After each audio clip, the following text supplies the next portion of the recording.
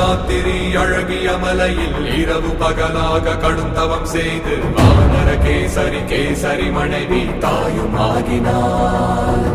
வாயுவின் மகனாய் பிறந்தானே, அஷ்ட சித்தியை அடைந்தானே, அஞ்சனாவின் புதல்வன் ஹனுமான் பாரடா.